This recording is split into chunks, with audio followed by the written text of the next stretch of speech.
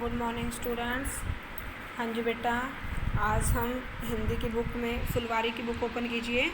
फुलवारी की बुक में आज हम रीडिंग करेंगे। हम लेसन रीड करेंगे नटखट छोना। कौन सा पार्ट है? पार्ट नंबर 6, नटखट छोना। तो इसमें हमने क्या करना है बेटा, रीडिंग करवाती हूँ पहले। क्या है? एक हिरनी थी, उसका ये छोटा सा प्यारा सा बच्चा था, उसका नाम था छोना। छोना हमेशा अपनी माँ के साथ रहता था। वे दोनों जंगल में एक बरगद के विशाल वृक्ष के नीचे रहते थे। ठीक है।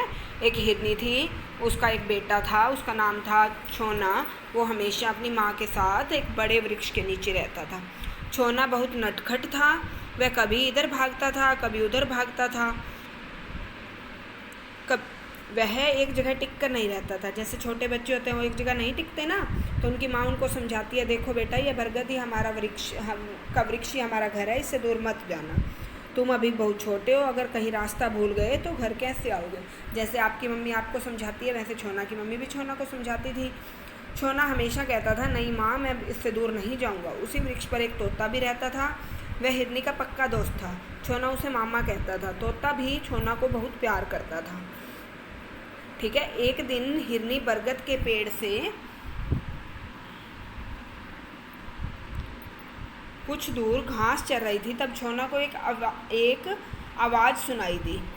एक दिन हिरनी बाहर चली गई घास चरने, तो छोना को कोई आवाज़ सुनाई दी। वो जिज्ञासावश वह उस आवाज़ की तरफ दौड़ने लगा। जैसे आपको कोई आवाज़ सुनाई देती है बाहर, तो आप उसकी तरफ दौड़ते हो।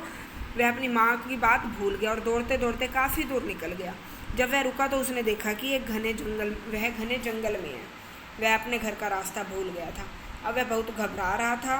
वह अपनी भूल पर पछता रहा था। जैसे आप घर से बाहर निकलो, रास्ता भूल जाओ तो आप रोने लग जाते हो, माँ की याद आती है ना। और जंगल में अंधेरा भी बढ़ने लग गया, रात होने लगी थी। डर के मारे वह रोने लग गया। तभी उसे तोते मामा की आवाज़ सुनाई दी।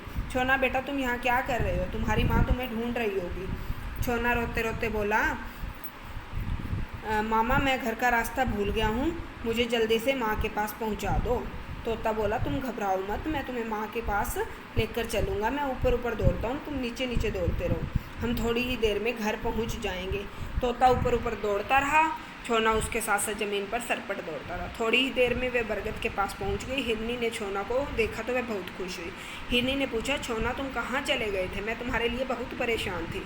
तब छोना ने माँ को पूरी बात बताई। हिरनी बोल रही, छोना मैं अब तुम्हें समझाती थी ना कि घर से बाहर मत जाना। अगर आज तुम्हारे वहाँ मामा ना होते तो तुम्हारा क्या होता?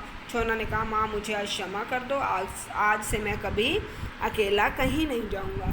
इस कहानी से क्या शिक्षा मिलती है बेटा? अपने मम्मी पापा का कहना मानना चाहिए, घर से बाहर बिना बताए नहीं जाना चाहिए। ठीक है। तो इस कहानी से ये कहानी आपको शिक्षा देने के लिए बनाई गई है कि आपने मम्मी पापा को बताए बिना कहीं भी नहीं जाना, घर से बाहर दूर नहीं जाना। जब भी जाओ मम्मी पापा के साथ जाओ और उनको बता के जाओ। ओके बेटा, थैंक यू।